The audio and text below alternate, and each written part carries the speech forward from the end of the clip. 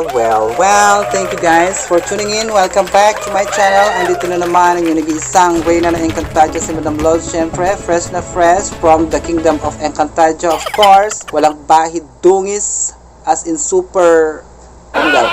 Okay, so for today's tutorial natin, gagawa tayo or I will gonna show you how to draft the basic sando pattern for adults. Ayan, this is a regular sando that what I am wearing right now. Look at this. I'm so yummy. Go. Okay, so kung meron tayong pang children's or pang kids na ginawa na sando, meron din tayong syempre pang adults. Magpapaiwan pa yung ating mga katandaan dyan. Syempre, meron din kayong pattern for adults. Ayan. This is a complete from XS to XXL. Kaya kung alin ang gusto mo doon, kung ano yung size mo, pwede mong gawin.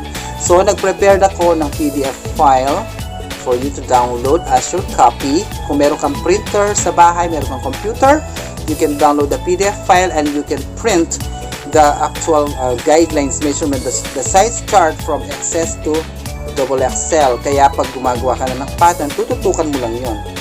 Just follow the actual procedure in this video and you will know how to apply the measurements in the PDF file. Okay, so kung bago ka pa lang sa aking channel, don't forget to like, share, and subscribe. Most importantly, click the bell notification para lagi kang updated sa aking mga bagong videos para hindi ka mapag-iwanan ng panahon. Diyos ko po, ano ba yan? Diyos ko po, ano ba yan? Okay, as we begin the procedure, meron tayong pattern paper folded in half like this.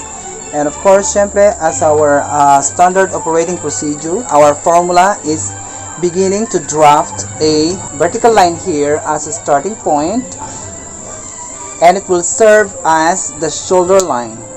Then we measure the bust width, which we will divide the bust width into 4, and we will measure from here at the folding line. So the bust width for this example is 36, so divided by 4, 9. So we will measure the 9 inches here from the folding line. Then so there, you will draw a straight line to indicate the width of the sando pattern. We will get the length of the sando, which is 25.5. So we will measure the length from the shoulder line here down to the desired length. So 25.5 is here. Draw the straight line like that. This is the indication of the whole length, but we will add a 1 inch for the hemming allowance here like this. Okay, buti nagsakto yung papel natin. So ilalagay na natin ngayon yung mga neck width and the shoulder width dito. So ang neck width natin for here is 3 1/4. So we will gonna measure the neck width from the folding line here. So this is the neck width. We will point like that, and we will place the shoulder width here also like this. Like this is the shoulder width is 2 inches. Then we will adjust at least 1 centimeter. I will use centimeter here because we don't need a very slant shoulder slope here. So I will gonna put the 1 centimeter only here for the shoulder slope. There. So this is only 1 centimeter. Okay. Then after that, we will draw the neck depth or the front neck depth here.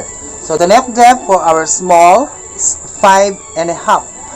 We will be measuring the 5.5 from here, the shoulder line here. Okay. Then we will draw a curved line, a smooth like this. So here. So this is now our neckline. So let's proceed now to the armhole. So in order to get the right armhole, we have to draw the arm side depth. Okay, so the arm side depth here is 9 inches. So we will measure the 9 inches from here, from the shoulder line. Okay, we will measure the 9 inches like that. And also here, like this. Okay, so this is our arm side depth to locate the perfect armhole for this. Now, how to do that?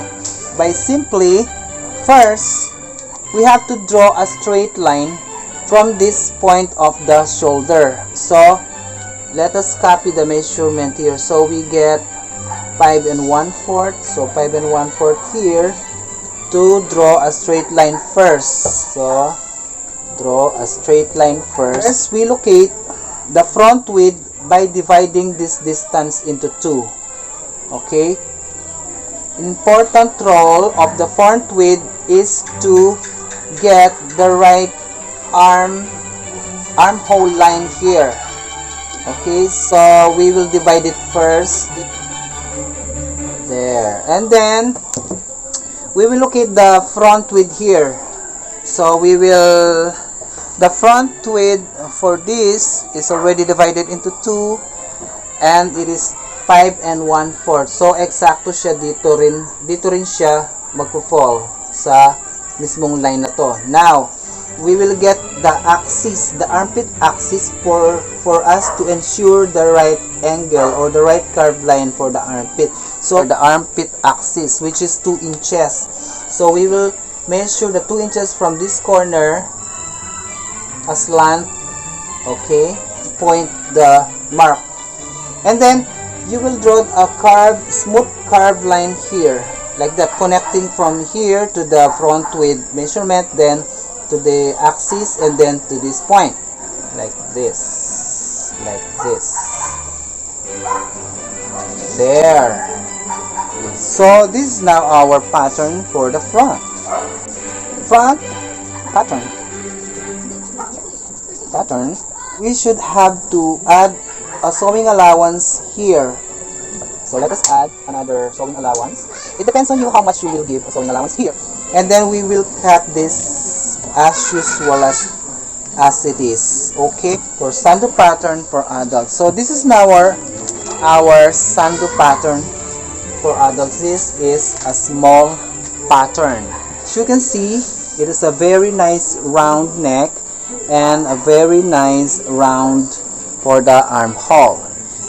Okay, so for our back pattern, we'll have to trace the front pattern itself, lay down the front pattern here parallel at the folding line, and then trace the shoulder slope here, then adjust at least 1/2 of an inch there.